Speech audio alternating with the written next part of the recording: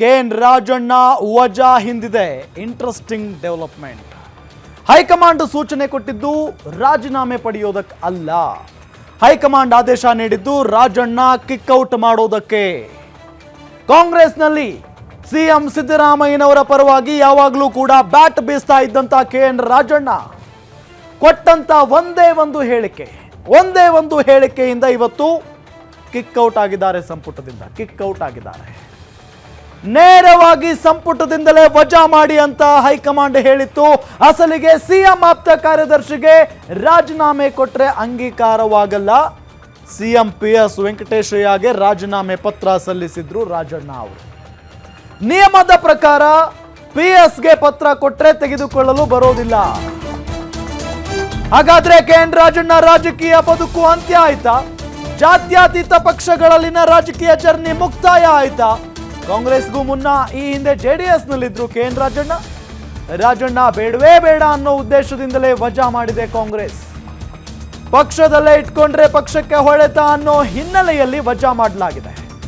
ವಿವಾದಗಳಿಂದಲೇ ಪಕ್ಷಕ್ಕೆ ಬೇಡವಾದ ಮಾಜಿ ಸಚಿವ ಕೆಎನ್ ರಾಜಣ್ಣ ಈಗ ಉಳಿದಿರೋದು ಬಿಜೆಪಿ. ಆದ್ರೆ ರಾಜಣ್ಣಗೆ ಸಿದ್ಧಾಂತ ಅಡ್ಡಿ ಬರುತ್ತೆ.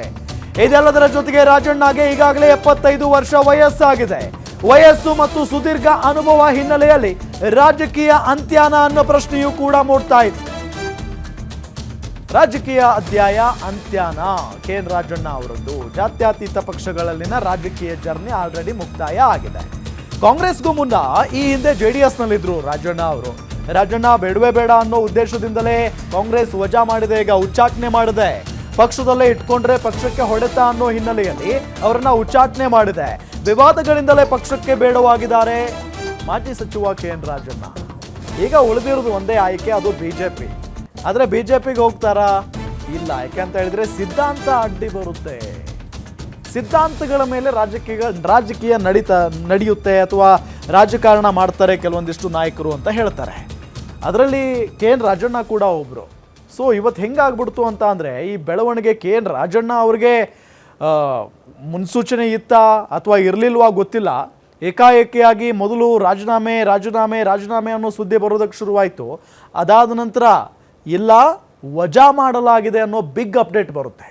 ವಜಾ ಮಾಡಲಾಗಿದೆ ಅಂದರೆ ಯಾವ ಲೆವೆಲ್ಗೆ ಕೆಎನ್ ರಾಜಣ್ಣ ಅವರಿಗೆ ಇದು ಹಿನ್ನಡೆ ಅಂತ ಅಂದರೆ, ಅವ್ರು ಹೇಳ್ತಾ ಇದ್ರು ಇತ್ತೀಚಿನ ದಿನಗಳಲ್ಲಿ ರಾಜಕೀಯ ಕ್ರಾಂತಿ ಆಗುತ್ತೆ ಸೆಪ್ಟೆಂಬರ್ನಲ್ಲಿ, ಕಾದು ನೋಡಿ, ಹಾಗೆ ಹೀಗೆ ಅಂತೆಲ್ಲ ಹೇಳಿಕೆಗಳನ್ನು ಕೊಡ್ತಾ ಇದ್ರು.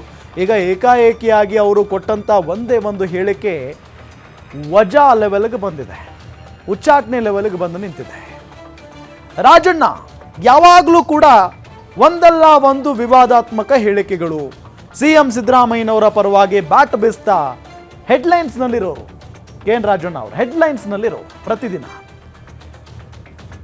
ಆದರೆ ರಾಹುಲ್ ಗಾಂಧಿ ಅವರು ಬಹಳ ದೊಡ್ಡ ಮಟ್ಟದ ವಿಷಯವನ್ನ ಇಟ್ಕೊಂಡು ದೇಶಾದ್ಯಂತ ಪ್ರತಿಭಟನೆ ಮಾಡಬೇಕು, ಕೇಂದ್ರ ಸರ್ಕಾರದ ಬುಡವನ್ನು ಅಲ್ಲಾಡಿಸಬೇಕು ಅನ್ನೋ ನಿಟ್ಟಿನಲ್ಲಿ ಹೊರಟಾಗ